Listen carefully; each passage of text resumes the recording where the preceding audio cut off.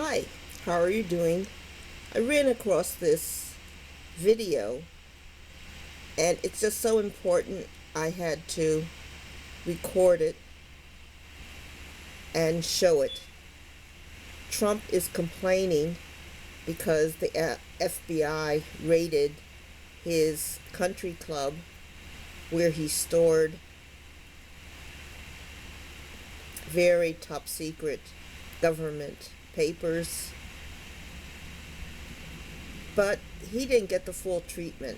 And often the FBI is used to harass and destroy property of minorities, especially those who are in some of America's most deteriorated communities who are trying to improve their situation, the living situations of the people in poverty. And this story just talks about one group that had that experience. Alice, as we turn to look at the FBI raiding several properties in late July in St. Louis, Missouri and St. Petersburg, Florida, tied to the African People's Socialist Party, which leads the Uhuru movement.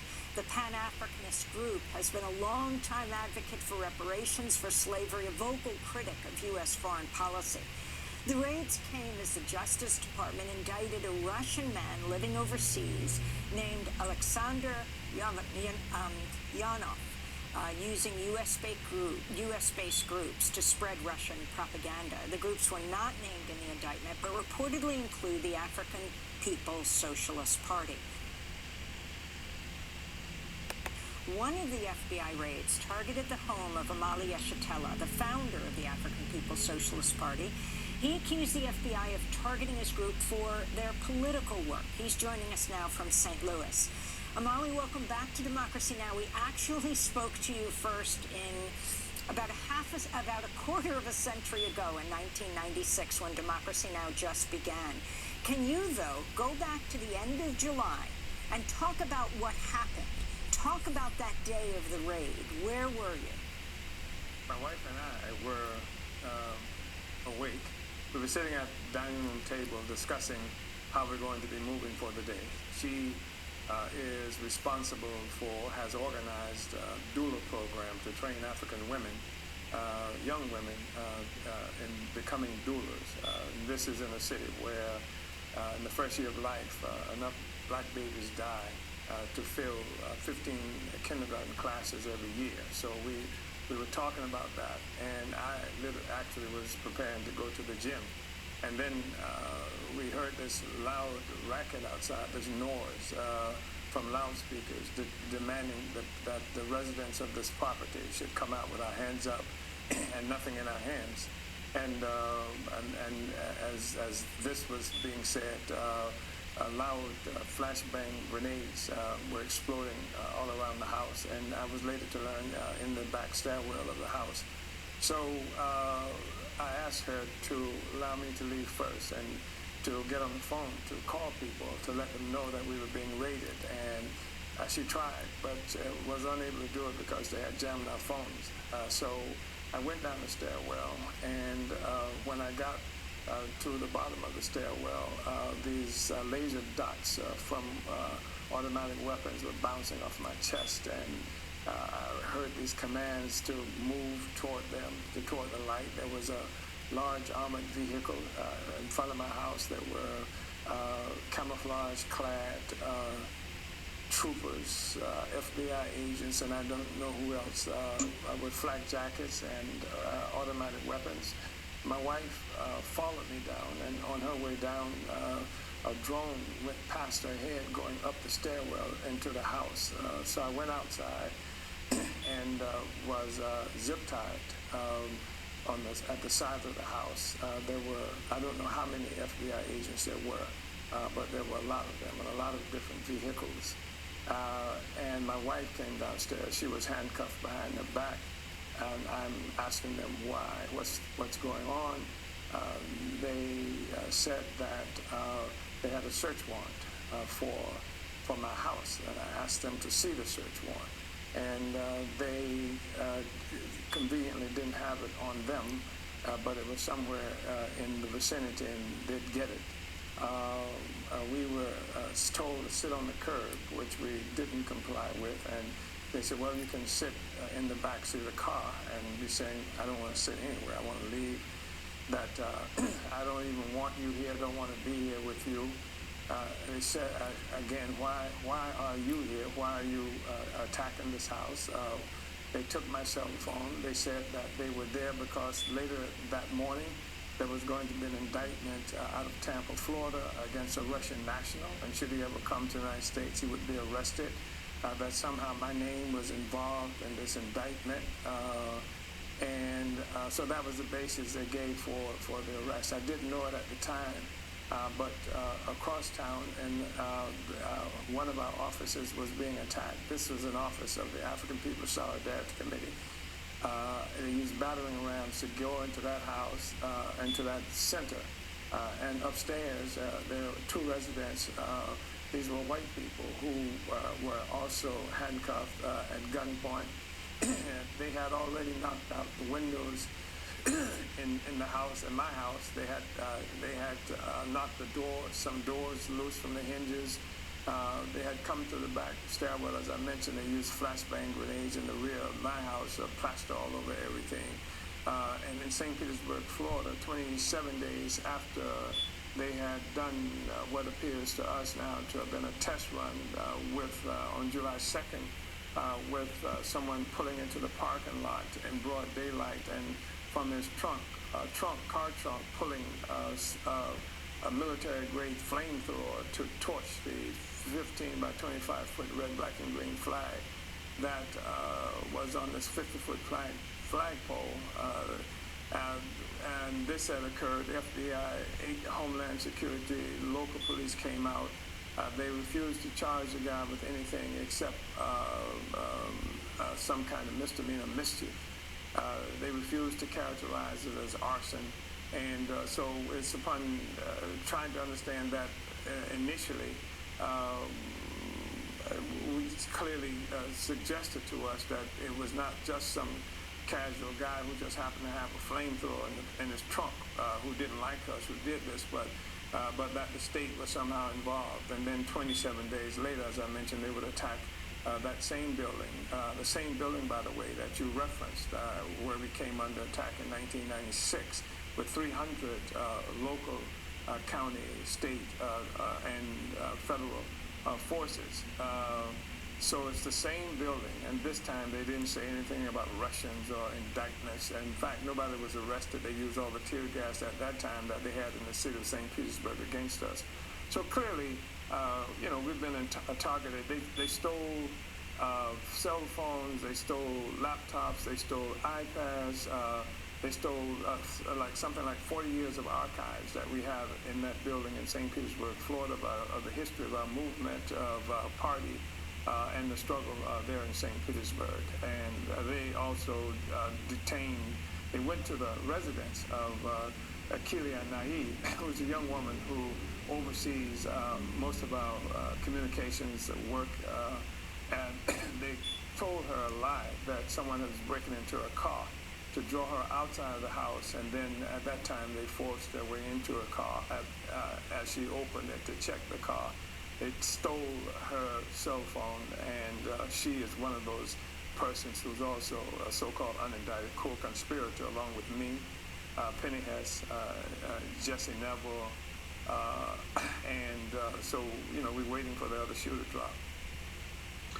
Well, Molly, this is an astounding story. I mean, here for those of us who are familiar with the radical movement in black and brown communities in the United States, the African People's Socialist Party has been in existence for more than 40 years. It's part of, it arose out of the black community and is one of the few organizations that has consistently maintained an anti-capitalist, a socialist, an internationalist perspective. And now suddenly you're being accused of being pawns of the Russian government. What sense can you make of this attack? I think that what we're experiencing, and by the way, this is the 50, May was 50 years of existence for the African People's Socialist Party, but you're right. We came out of, I was a sneaker organizer, we came out of the whole civil rights movement. And I think that we're dealing with the fact that the United States is facing an existential crisis of sorts. The whole social system is, where it was this uncontested hegemon for the longest period of time. It is now being perceived by much of the world, and I think rightly so, as a force that's losing its grip on the world. And having suffered military defeat in Afghanistan, having suffered humiliation in Saudi Arabia, that the country that Biden had said that he was going to turn into some kind of pariah, and then having to find himself slithering over, I should say, fist bumping the prince. I just think it's an existential crisis, and the African People's Socialist Party, I want to invite you and all of your listeners to come and see the work that we're doing in St. Louis. We've transformed an entire, most oppressed African community. When they came to get us at our house, they came to Redbud, 44 Bud, as it's referred to. It's the most depressed, economically depressed, politically neglected place in St. Louis, and we've transformed much of that. Our party has done, in pulling the people into actual active political work to change that community. We brought basketball courts where there were none. We built it ourselves. No city government, no help. We initiated a doula program where 20 young African women have just recently, even as we were being attacked, this was happening there. We've created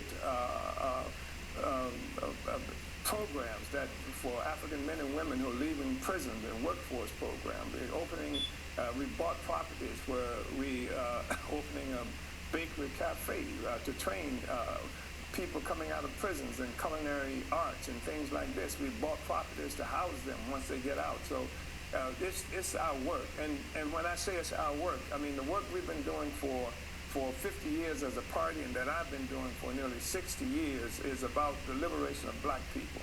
I want to be clear on that.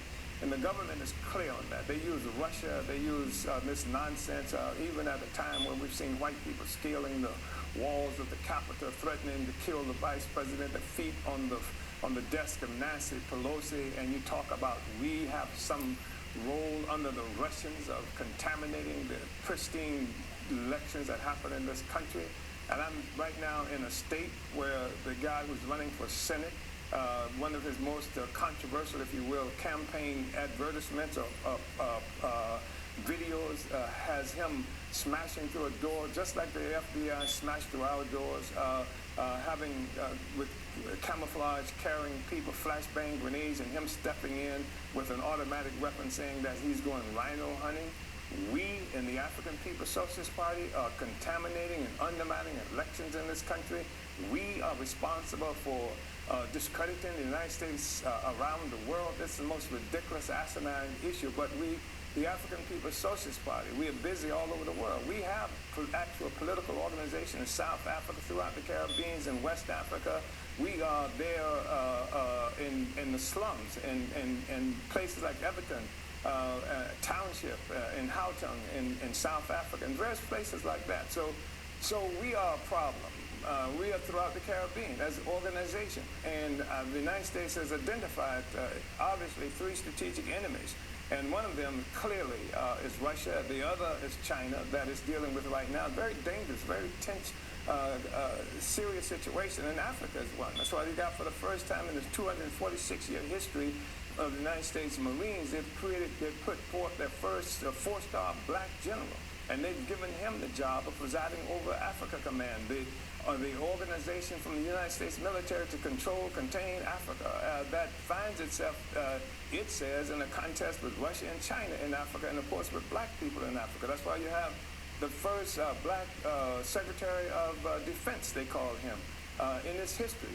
So Africa is an enemy. And black people, if you remember, 1969, the FBI declared that the Black Panther Party was the greatest threat to the internal security of the United States. And it was an organization dealing in international affairs, and it didn't have the kind of organization. I'm running out of battery space, so I'm going to have to end this soon, It's an attack on but the I'll right of let black this go people. until It's the an end attack of on, my battery our life. struggle for the absolute total liberation of every inch, But these square inch people of never got Africa their and papers unification back, along with the and African they people expect to around be the world indicted in the in future solidarity with oppressed and colonized people elsewhere. based on the raid. And O'Malley, you mentioned that Russia And they're going identified to as have a lot a of prime bills enemy just of to the United protect States. their What do organization. you know about this guy, Alexander Ionov, the one who supposedly you are unindicted co-conspirators with, and these allegations that he's been spawning, he and others have been spawning dissident movements within the United States? You know, I don't know if the Russians are spawning dissident movements in the United States. I just know the African People's Socialist Party, as you mentioned earlier, we're 50 years old. We're on the same trajectory we've always been. And I find it extremely problematic for this suggestion that somehow we needed the Russians to But tell Trump us. didn't You know, get it fits into the all whole of the battering narrative ram, about colonized people and black the people being too stupid to see our own hostile treatment, future and control our own affairs, and so that we forth need that this somebody to come group and did. tell us that, So that Trump America's treating us bad. George got the Floyd easy didn't raid. happen. It wasn't the murder of Mike Brown that brought the African People's Socialist Party into Ferguson, St. Louis, that somehow the Russians had something to do with this asinine.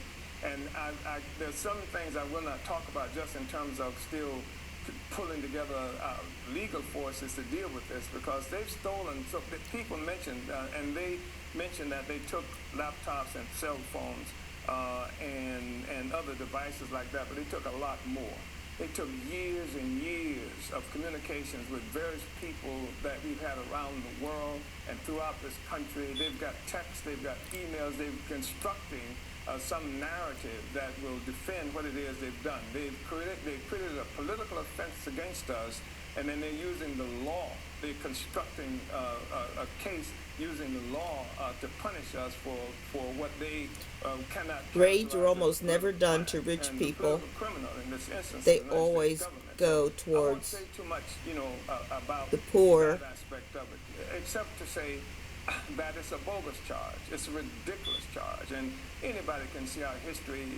There's this assumption that somehow somebody paid us to say something about genocide against African people. 1950s, black people went to the United Nations charging genocide. 1982, we held a first tribunal that ever happened in the world on reparations to black people in this country, a world tribunal with international jurors playing a role in this. And we based it on international law. And one of the international law, one aspect of that was the UN Convention on the punishment prevention and punishment of the crime of genocide. We did that, and this was at a time that the United States had not even ratified the Genocide Convention. Amali, just to be clear, you haven't been charged with anything, right? I mean, they raided your house, they handcuffed you and your wife, they used flashbang grenades, but you weren't charged with anything. We haven't been charged yet. We expect indictment. We expect also an attempt to separate people from these incredible programs that we've been doing, and to try to destroy everything they've done. Facilitated by white people who voluntarily pay reparations to the African community through us. I mean, we have 130 some odd organizers, and that is to say 130 cities that this white organization under our leadership is functioning in 30 states. So they haven't charged us yet. But that's the thing hanging over our heads, and we are convinced that part of this also is to represent, threat, terrorize people. You can't communicate with us because the FBI is going to get your information, and to keep people from supporting the programs that we're doing. And now we have to spend money buying communications capacity, videos and laptops and things like that, and to get lawyers. Because this thing about unindicted co-conspirators provides them an opportunity anytime they want to. So any pro bono lawyers, they need your help. And if you wouldn't mind your age, Amali?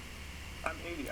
I'm 81. I'll be 81 in October. We just have 30 seconds, but can you respond to the raid on Mar-a-Lago? Some of your properties in St. Petersburg were also raided, also in Florida. Yeah, I haven't heard a single anything about a flashbang grenades going off at Trump's place, I haven't heard any flashbang grenades going off and any of those people climbing the walls of the Capitol.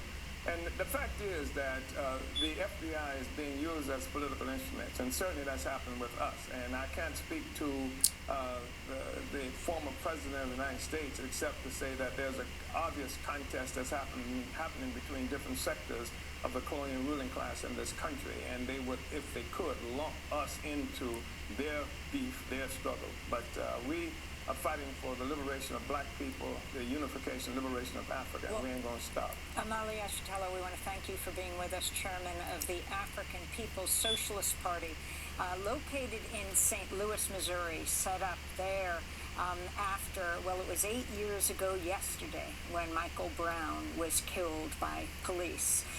This is Democracy Now!, So that's what really is important, that you have people who are working to make things better. Children are still separated from their parents, separated by the Trump administration. Stay with Who us. are working to make things better, but unfortunately